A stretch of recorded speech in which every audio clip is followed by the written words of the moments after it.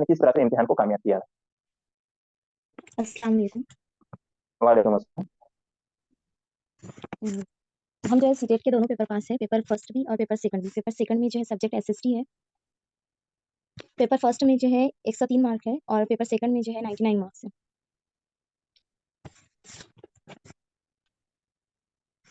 CTET का जो paper first का जो है तो सर हमारा थर्ड अटेम्प्ट था और थर्ड अटेम्प्ट में हमने क्लियर किए थे।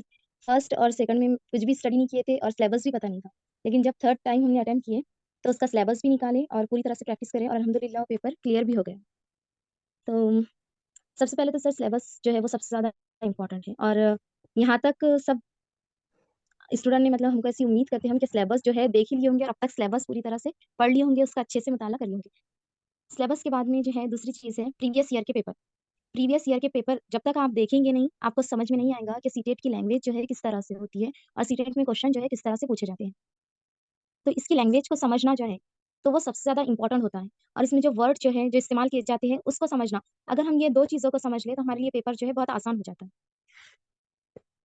और टाइम मैनेजमेंट जो है, ये भी एक इम्पॉर्टेंट चीज़ है कि हम पेपर के टाइम पे टाइम मैनेजमेंट कैसे करें और कौन से सब्जेक्ट को कितना टाइम दें, स्टडी के लिए भी और एग्जाम हॉल में भी। स्टडी के लिए हमारे अकॉर्डिंग जो है हमने सबसे ज़्यादा टाइम जो है सीडीपी को दिए थे और सीडीपी की सबसे ज़्यादा स्टडी किए थे, क्योंकि ये एक ऐसा सब्जेक्ट है जो बाकी के तीनों चारों सब्जेक्ट में जो है तो इस्तेमाल होता है, इससे रिलेटेड सवाल पूछे जाते हैं। कुछ टॉपिक सीडीपी के जो है ऐसे होते हैं जो सीडीपी में भी पूछे जाते हैं, उर्दू में भी, लैंग्वेज वन में भी, लैंग्वेज सेकंड में भी, फिर इंग्लिश हो या हिंदी हो उसमें भी, ईवीएस जो है उसके अंदर।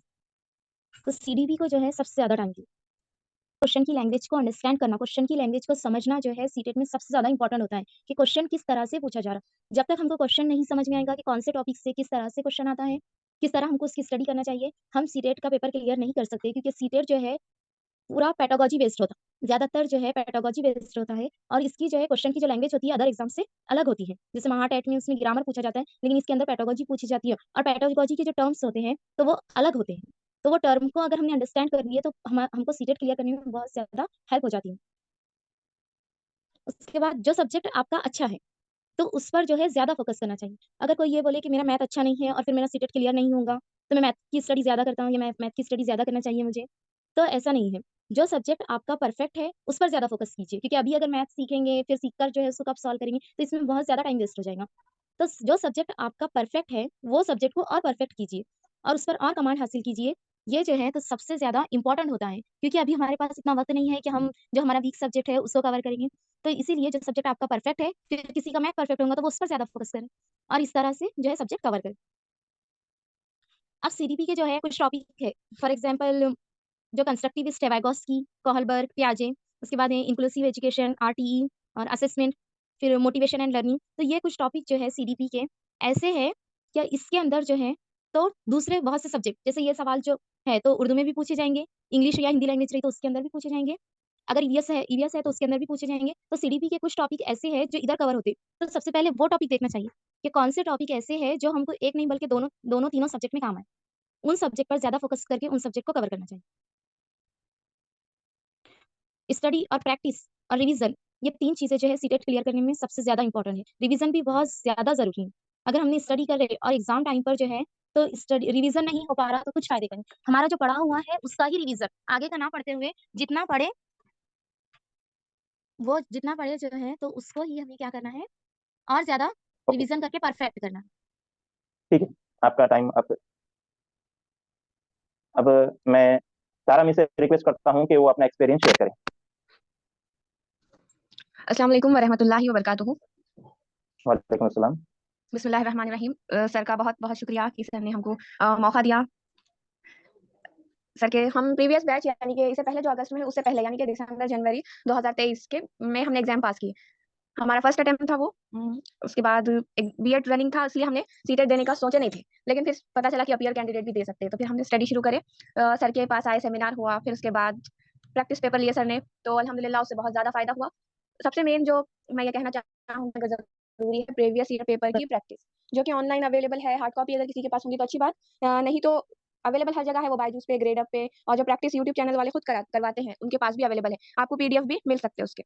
क्योंकि आप जब स्टडी करते तो आपको सब समझ में आ जाता, लेकिन उसको जो नॉलेज हमारे पास है उसको अप्लाई कैसा करना, उसको सवाल में इस्तेमाल कैसा करना, ये समझ में आना मुश्किल हो जाता। क्योंकि सवाल ऐसे आते कि दिए गए जो 4 ऑप्शंस है उसमें क्या नहीं है, तो ये जो नहीं वाले सवाल आते हैं ये थोड़ा इंसान को कंफ्यूज कर देते हैं। तो जब तक आप अगर प्रैक्टिस नहीं करेंगे क्वेश्चन की तो आपको समझ में नहीं आएगा। इसलिए जो प्रीवियस ईयर क्वेश्चन पेपर है वो वेरी वेरी इंपॉर्टेंट है।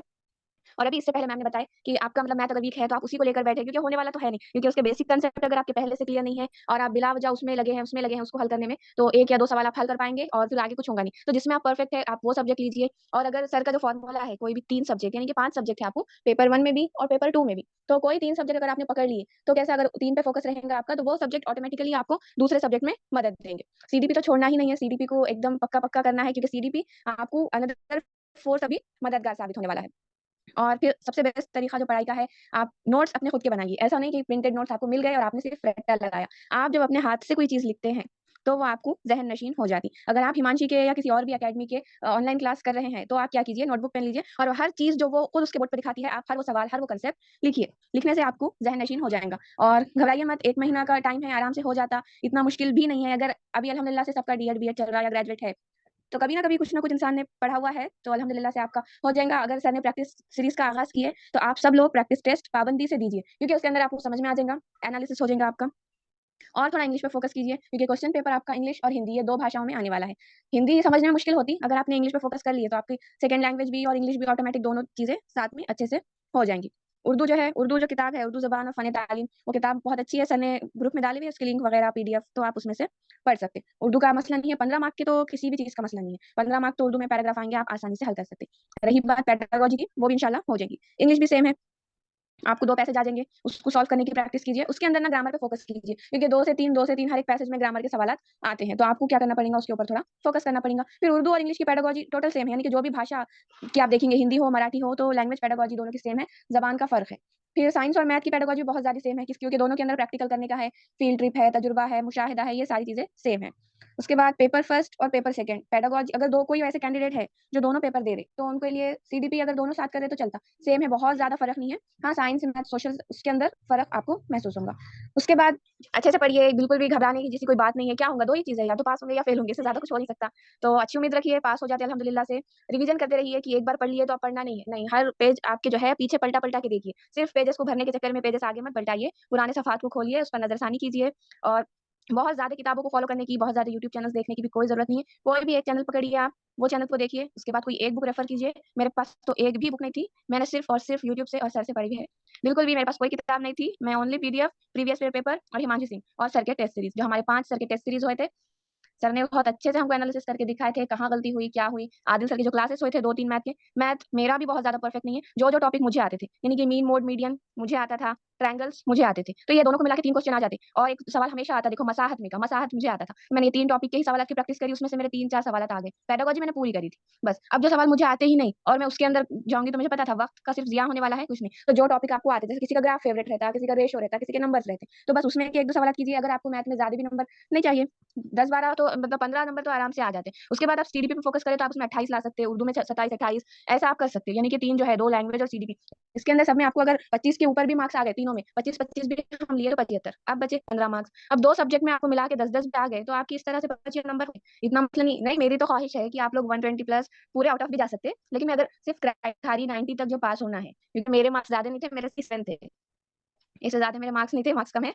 लेकिन अल्हम्दुलिल्लाह फर्स्ट अटेम्प्ट था, पास हो गए। और प्रैक्टिस करिए, क्लासेस कीजिए, सर के टेस्ट सीरीज़ सर को लेने का कहिए और सॉल्व पे जाइए, नमाज़ पढ़िए, अल्लाह का दुआ कीजिए, इससे भी अच्छा खासा फ़र्क होता है। सुबह जल्दी उठिए और और थोड़ा हद से ज़्यादा ज़रूरत वाला नहीं है, प्रैक्टिस करना मोस्ट इम्पोर्टेंट है। किसी के पास चलिए, अब हम इरम मिस के पास आते हैं और आपसे मैं रिक्वेस्ट करता हूँ कि आप शॉर्टली 4 मिनट के अंदर अपना एक्सपीरियंस शेयर कीजिए फास्ट। इरम मिस। अस्सलाम वालेकुम।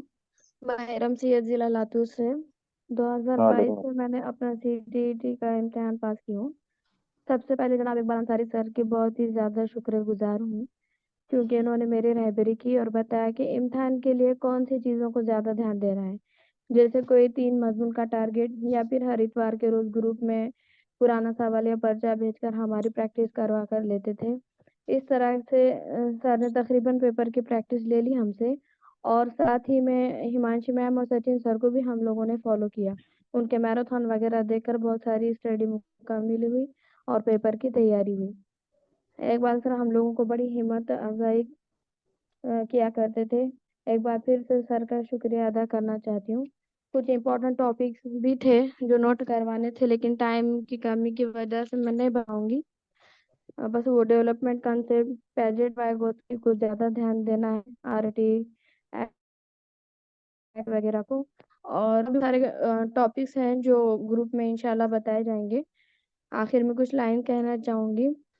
सुना है इकबाल सर को सुखन के उसूल आते हैं, कर ले कलाम तो बातों से फूल आते हैं। सुना है सर के पढ़ाने में है मिठास ऐसी, बुखार भी हो तो बच्चे स्कूल आते हैं। जज़ाकल्लाह खैरा। मैं आलिया आलिया रमदान लालतुर से। आप सभी का बहुत शुक्रिया कि मुझे बोलने का मौका दिया। हमने सिर्फ इरम मिस और इकबाल सर का बहुत-बहुत शुक्रिया कि आपने हमें पढ़ाया। और हमने इस 3 सब्जेक्ट पे ज़्यादा फ़ोकस किया था। एक तो उर्दू, सीडीपी और हिंदी पे। हिंदी, ये 3 सब्जेक्ट पे हमने ज़्यादा फ़ोकस किया था, क्योंकि ये 3 सब्जेक्ट पे अगर हमने 15-15 भी मार्क लिए, नहीं हाँ, 25-25 भी मार्क लिए तो आसानी से हम पास हो जाते। क्या दूसरे इसमें अगर हम तो थोड़े कम भी मिलन है तो उसमें पास हो जाते हम। तो ज़्यादातर 3 सब्जेक्ट पे फ़ोकस करें हम। चलो। मैं समरी में से रिक्वेस्ट करता हूँ जो हमारे आके आपकी एक्सपीरियंस शेयर करने वाले हैं, आप अपना एक्सपीरियंस शेयर कीजिए। वालेकुम सर। वालेकुम अस्सलाम। सर आपका शुक्रिया बहुत ज़्यादा, आपका और इरस का। हमने तो सिर्फ 1 महीने में पढ़ाई की थी और हमारे 2 छोटे बच्चे रहने के बावजूद भी हमको ये नामुमकिन लगा था सीटेट पास होना, मगर बहुत ईज़िली हम पास हो गए। सिर्फ हमने 1 महीने में पढ़ाई करे और आपकी और इरम मिस ने बहुत ज़्यादा हेल्प की हमारी। और हमने नोट्स भी मुख्तसर निकाले थे सर। सीडीपी पे ज़्यादा फोकस किए थे हमने, और हमको 95 मार्क्स हैं और ओबीसी से थे हम। तो फर्स्ट अटेम्प्ट में हम पास हो गए और हमारा पढ़ाई से 5 साल पहले हमने सब छोड़ दिए थे, मतलब मैरिज होने के बाद, शादी होने के बाद हमको पढ़ाई का कुछ भी अलिफ भी मालूम नहीं था हमको। तो हमने 1 महीने में सीटेट क्लियर की। सीडीपी, उर्दू और 3 सब्जेक्ट आपने बोले थे ना फोकस करने के लिए 90 मार्क्स पर, हमने 3 सब्जेक्ट पे ज़्यादा फोकस किए। मैथ को तो हम ओपन करके भी नहीं देखे थे। अल्हम्दुलिल्लाह फिर भी हमको 95 मार्क्स मिले। और क्वेश्चन सीरीज जो आप लेते थे ना सर, तो उससे बहुत ज़्यादा हेल्प हुई थी हमारी, जो स्टडी नहीं भी हो सकी। मतलब क्वेश्चन में नेगेटिव वर्ड्स थे और पॉजिटिव वर्ड्स, उसके अंदर ही आंसर हमको मिल जाता था। मतलब क्वेश्चन हमने एग्जाम में 40 मिनट्स हमारे बाकी रह गए थे, इतने जल्दी हमारा पेपर हो गया था। और हम सोचे थे कि हमारा सब कुछ हमने बहुत जल्दी में किया, हमारा कुछ रॉन्ग हो जाएगा, हम फेल हो जाएंगे। मगर अल्हम्दुलिल्लाह सर हम 95 मार्क्स से, हमारा जिस दिन रिजल्ट आया ना, हमको खुद सही नहीं लग रहा था कि हम पास हो गए। और हमारी पढ़ने की स्पीड बहुत ज़्यादा हो गई थी, क्योंकि बार-बार क्वेश्चन रोज़ पहले हमको 8 दिन में हर संडे दिन पेपर लेते थे। बाद में से जब एग्जाम नज़दीक थे ना, 15 दिन पहले हर रोज़ एक पेपर सर ने सॉल्व करने के लिए कहते थे हमको, और वो सॉल्व करने के बाद हमको ग्रुप में शेयर करना पड़ता था। कुछ दिन हमको 4 दिन 5 दिन पहले हमारे मार्क्स बहुत कम आ रहे थे, हम बहुत टेंशन में थे कि हम पास होते नहीं होते। फिर सर भी इरम मिस भी हमको बोलते थे, तसल्ली देते थे कि नहीं हो सकते तुम। हमको मायूस और नाउम्मीद नहीं होने दिया, और इनके कॉन्फिडेंस की वजह से हम अच्छे मार्क्स से पास हो गए। और पढ़ने की स्पीड हमारी बहुत ज़्यादा हो गई थी, जिसकी वजह से हमने हॉल में 2 घंटे में हमारा पूरा पेपर क्लियर हो गया था हमारा। अल्हम्दुलिल्लाह सर, आपका और इरम मिस का बहुत ज़्यादा शुक्रिया। चलिए ठीक है। देखिए आपने अभी देखे कि 5 अलग-अलग उम्मीदवारों ने, कैंडिडेट्स ने, जो अलग-अलग थे। किसी ने तीसरे अटेम्प्ट ने किया, किसी ने फर्स्ट अटेम्प्ट ने किया, किसी ने एग्जाम देते हुए किया अटेम्प्ट एग्जाम, और किसी ने जो 2-3 साल 4 साल के बाद या शादी के बाद जो तो एग्जाम दिया, लेकिन कामयाब हुए। सिर्फ वजह एक थी, सही गाइडेंस और क्या पढ़ना है। तो अभी भी हमारे पास वक्त है, 1 महीने का पूरा वक्त है। मैं हमारे सीधे आपको मुद्दे पे आ जाता हूँ कि कम वक्त में आपको ज्यादा से ज्यादा मालूमात दूं। मैं समझता हूँ कि आपने अपने साथ पेन और नोटबुक ले लिए होंगे, जो जो पॉइंट्स रह गए उसको नोट करने के लिए, ठीक है। अब देखिए 1 माह में के अंदर, यानी कि यहाँ से अभी बचे हुए टोटल 26 से 27 दिन। आज ही से, मैं कल से नहीं कहूंगा, आज ही से आप स्टडी किस तरह करेंगे और किस तरह से इस इम्तिहान को आसानी से कामयाब कर सकते हो, वो चीज मैं आपको बताने जा रहा हूँ। मेरी स्पीड थोड़ी फास्ट रहेगी क्योंकि मेरा कंटेंट ज्यादा है, और मैं चाहता हूँ कि आखिर में 2-3 मिनट सवालात के लिए कुछ बच जाए। क्योंकि अगर मीटिंग खत्म हो जाएंगी तो उसमें रीज्वाइन नहीं होगा, यहीं पर मीटिंग हमारी एंड हो जाएगी आज की। देखिए सबसे पहले पास नहीं होने की वजूहत आप जान लीजिए। इम्तिहान तो बहुत सारे कैंडिडेट्स देते हैं, लेकिन सभी पास नहीं होते, इसमें बहुत कम रहता है रेशो सीटीटी का। तो इसमें एक है, सबसे पहली वजह स्टडी ना करना।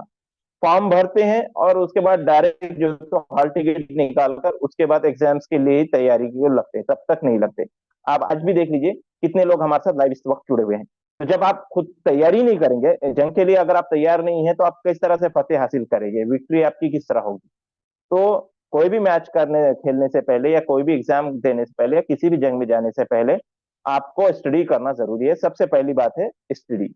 सेकंड चीज, प्रैक्टिस पेपर हल करें। स्टडी तो बहुत कर रहे हैं, लेकिन प्रैक्टिस पेपर हल नहीं कर रहे, तो प्रैक्टिस पेपर भी हल करना जरूरी है।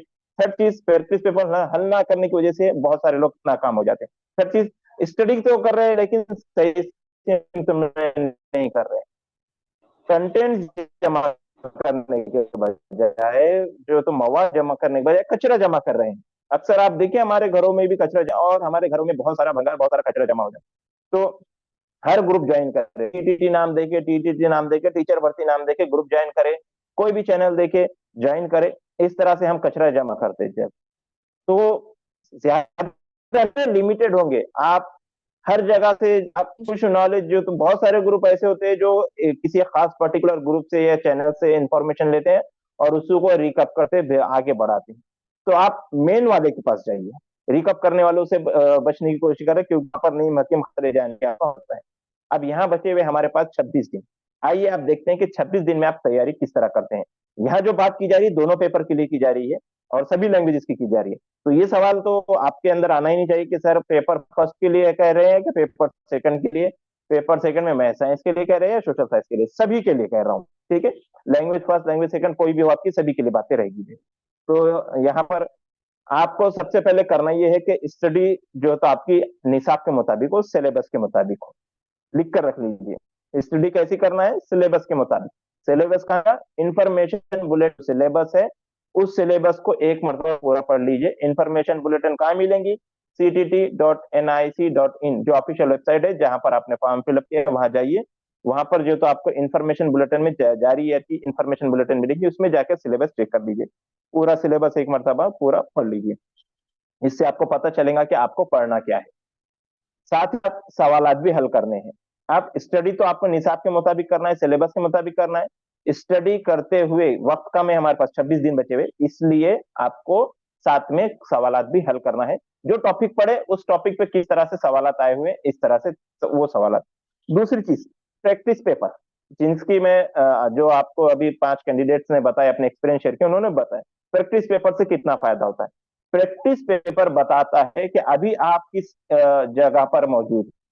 तो प्रैक्टिस पेपर आपको सॉल्व करना है।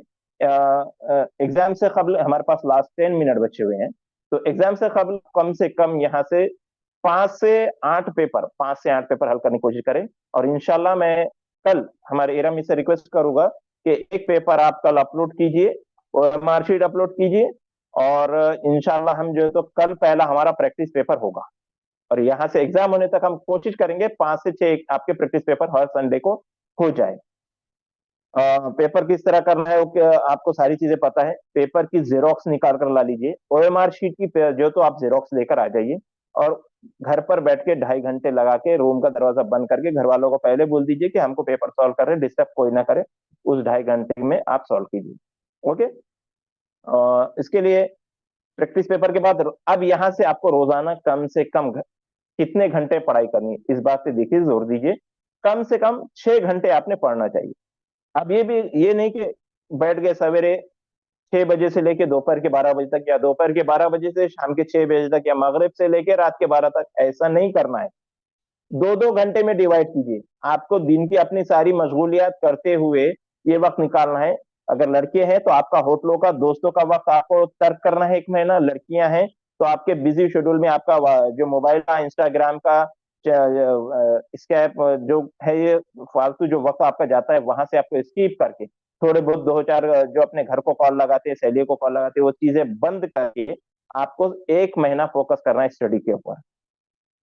2 घंटे फजर की नमाज पढ़िए, फजर से पहले या फजर के बाद 2 घंटे स्टडी, जोहर की नमाज पढ़िए, उसके बाद आपके जो भी शेड्यूल उतना कर लीजिए। जोहर के पहले या जोहर के बाद 2 घंटे स्टडी, रात में सोने से कबल 2 घंटे स्टडी।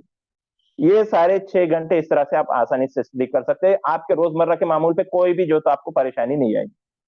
तो इस तरह से आप पढ़ने के लिए क्या करेंगे, आप पढ़ते हुए नोट्स बनाइए। साथ ही तो लाइव क्लासेस होते हैं बहुत सारे, रात में जूम पर हमारी क्लास होंगी इंशाल्लाह, तो वो ज्वाइन कीजिए। और लेट्स लर्न पर हिमांशी की क्लासेस होती है, वो ज्वाइन कीजिए। यूट्यूब के ऊपर अदर आप जो भी आपको अच्छा लग रहा है, मगर ये नहीं कि 20-25, 10-20 इस तरह नहीं, 2 से 3 लोगों को ही आप फॉलो कीजिए सीटीटी की क्लास के लिए। और उसके बाद साथ ही साथ पेपर के कुछ सवाल देखा करें। तीसरी बात कहूंगा कि प्रैक्टिस पेपर हल करने के बाद उसका तजिया करें कि किस सब्जेक्ट में आपको मार्क्स अच्छे आ रहे हैं, और उसमें और किस तरह से इंक्रीज कर सकते हैं, आउट ऑफ किस तरह ले सकते हैं 30 में से 30। दूसरा, किस में मेहनत की जरूरत है जिस सब्जेक्ट में, उसके बाद OMR भरने की मशक आपकी प्रैक्टिस पेपर के साथ जरूर होगी, क्योंकि वहां पर आप सिर्फ एग्जाम में टिक नहीं करना है, गोले भरना है राउंड से, तो वो भरने की भी प्रैक्टिस होना और अच्छे से भरने जरूरी है।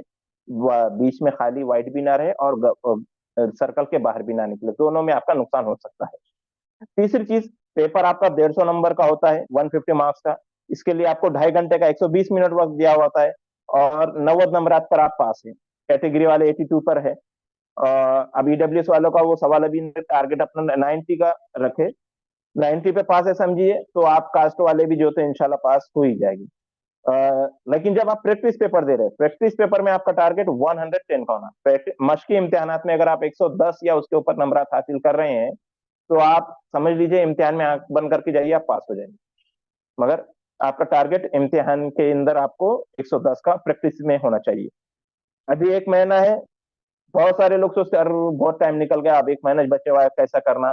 चलो जान दो, ये बारी का ऐसा दे देंगे, अगले बारी अच्छी स्टडी करके, अगले बारी की स्टडी के पीछे मत जाइए। अभी भी 1 महीना है, मेहनत करके देख लो, क्या पता है आपकी थोड़ी सी जो 6 घंटे की मेहनत है ये आपको इसी मर्तबा पास करा दे। कल करे सो आज कर, आज करे सो अब, अगली बार का इरादा ना करे, बस इसी बारी में आपको पास कर लेना, ये सोचिए।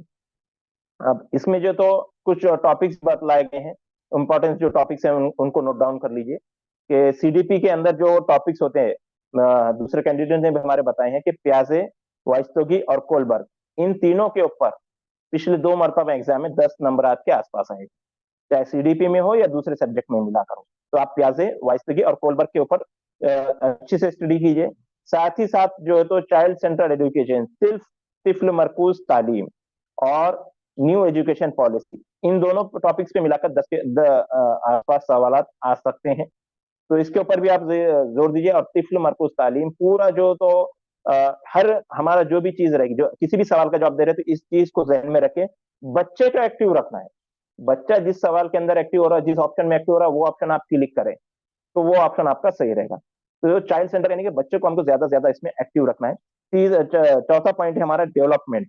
डेवलपमेंट यानी बच्चे की नक्शोनुमा, इसके ऊपर 4 से 5 नंबर के सवाल आ जाते हैं। इंक्लूसिव एजुकेशन, शमूलियाती तालीम,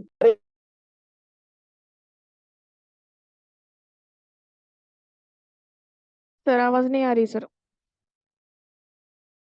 को किस तरह से हम पढ़ाएंगे, उसके ऊपर 4 से 5 नंबर के सवाल आते हैं। इसके बाद है लैंग्वेज। लैंग्वेज के अंदर आपको रीडिंग के लिए बहुत जरूरी है। अक्सर जो लोग कर रहे थे कि रीडिंग का मसला बता रहे थे, तो लैंग्वेज में रीडिंग आपकी बहुत जरूरत है। उर्दू और हिंदी आप कितने फास्ट पढ़ सकते हैं, तो जितना आप पढ़ेंगे, वीडियो देखने के साथ साथ आपको पढ़ना भी है, ताकि क्योंकि इम्तिहान में आपको वीडियो देखकर जवाब नहीं देना है, सवाल पढ़ के जवाब देना है। इसलिए वीडियो रात में 2 घंटे देखे और 4 घंटे आप दिन में पढ़ाई करें, टाइम टेबल अपने मुताबिक करें। इसी के साथ साथ जो तो कुछ चीजें हैं जिनको मैं कहूंगा कि आप निगलेक्ट करें, कि जैसा कि सबसे पहले अपनी मन की सोच कि मैं नहीं कर सकता, ये वाली निकाल दिया। यस, आप कर सकते हैं, बस काफी है, 26 दिन भी बहुत काफी है। अभी भी अगर आप 6 घंटे रेगुलर करें, प्रैक्टिस करें बतलाए हुए तरीके से, तो आप पास कर सकते हैं। दूसरी चीज, ग्रामर। ग्रामर को आप अवॉइड करना है। ग्रामर 2 नंबर के आते हैं, और वो 2 नंबर आप इतना अभी तो पढ़ चुके हैं आके कि आप ग्रामर सॉल्व कर सकते हैं, क्योंकि मुजक्कर मुअन्नस अल्फाज की जीद जो वाहिद जमा होता है। रट्टा नहीं लगाना है, सवालों को समझना है, क्योंकि आपको जो का वो सवाल नहीं आने वाला दिखाने का, वो सवाल आपकी मदद करेंगे कि आपको अगला सवाल किस तरह से हल करना है। लैंग्वेज हल करते वक्त इस बात का ध्यान दें कि आप कौन सा हल कर रहे हैं। लैंग्वेज हल करने से सबसे पहले मैं कहूंगा कि इम्तिहान में आप लैंग्वेजेस हल कर दीजिए, जो कि आपके स्कोरिंग सब्जेक्ट है। लैंग्वेज 1 जो भी आपने ली है वो 91 से 120 तक हल करना है। लैंग्वेज 2 जो भी आपने लिया वो 121 से 150 तक आपको हल करना है। एडमिट कार्ड के ऊपर आपके लिखा हुआ होता है, उसके ऊपर देखकर आपको ये करना है, ठीक है। तो ये सारी चीजें हैं, और कोई भी 3 सब्जेक्ट को जिस तरह से कैंडिडेट्स ने पिछले बतला गए हैं, तो मैं उस चीज को यहाँ रिपीट नहीं करूंगा, हमारे पास वक्त कम है इसलिए। तो 3 सब्जेक्ट को अगर आप टारगेट करते हैं तो वो आपके लिए बहुत बेस्ट होता है। ये 20 ओवर का जैसे 20-20 मैच होता है, उस तरह से हमारे ये 3 सब्जेक्ट पावर के लिए होते हैं। अगर उसमें आप 30 में से 30 या 25 के ऊपर मार्क्स हासिल लाने लगे, तो 75 यहीं पर हो जाते हैं। बाकी अदर सब्जेक्ट में आप आसानी के साथ 15 नंबर लेके 90 नंबर लेकर कामयाबी हासिल कर सकते हैं। इसी के अलावा भी अगर आपके कुछ सवाल वगैरह रहते हैं, तो आप हमको चैट बॉक्स में, या फिर आइंदा जो कल क्लास रहेगी उस कल के क्लास में भी आप अपने सवाल कर सकते हैं।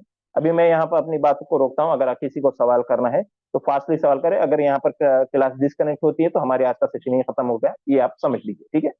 किसी को कुछ कहना है, पूछना है सवाल तो फौरी जो तो पूछ सकते हैं अपना माइक अनम्यूट करके। बेस्ट कौन से रहेंगे सर, सीडीपी मैथ्स और या फिर सीडीपी हाँ, उर्दू और तीन सब्जेक्ट मैं जो सजेस्ट करता हूँ हमेशा, तीन। फर्स्ट सीडीपी करता हूँ, सेकंड दोनों लैंग्वेज फर्स्ट लैंग्वेज सेकंड, ये तीन मैं हमेशा सजेस्ट करता हूँ। अगर इसमें से अगर कोई आपका कमजोर है तो आप मैथ या ईवीएस के साथ जा सकते हैं, ठीक है। लेकिन बेस्ट रहता है कि आप सीडीपी, उर्दू, हिंदी या इंग्लिश जो भी आपने लिया हुआ है लैंग्वेज फर्स्ट लैंग्वेज, इनको टारगेट करें। ये मेरा सजेशन रहता है, लेकिन आप अलग भी कर सकते हैं। और किसी का सवाल? मैथ्स में अगर कम नंबर भी आते हैं 12 या 13 तो भी हम पास होते हैं ना? किसी सब्जेक्ट में आपके मार्क्स अगर 5 नंबर भी आते हैं, लेकिन बाकी के सब्जेक्ट में मिला के आपके 90 अबू हो जा रहे हैं तो आप पास है, या 82 अबू हो जा रहे कैटेगरी वालों के, आप पास है। किसी सब्जेक्ट में आपके मार्क्स कम आने से आपको आपके रिजल्ट पे फर्क नहीं पड़ता है। आपको ओवरऑल पांचों सब्जेक्ट का मिला के 82 या 90 मार्क्स हासिल करना है बस। अगला सवाल।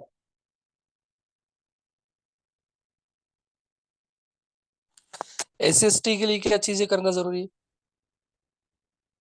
एसएसटी के लिए सबसे बड़ी चीज आपको पेडागोजी पे ध्यान दें, और एनसीईआरटी की जो बुक्स है तीसरी से लेकर 10वीं की, हमारे स्टेट की नहीं, एनसीईआरटी सेंट्रल की, उस बुक्स के उनमें से आपको सवाल आते हैं, वो कंटेंट आपको वहां से पढ़ना है, ठीक है। Next question. सेकंड पेपर के लिए बोल रहे हैं सर। मैं सेकंड पेपर का ही बताया आपको।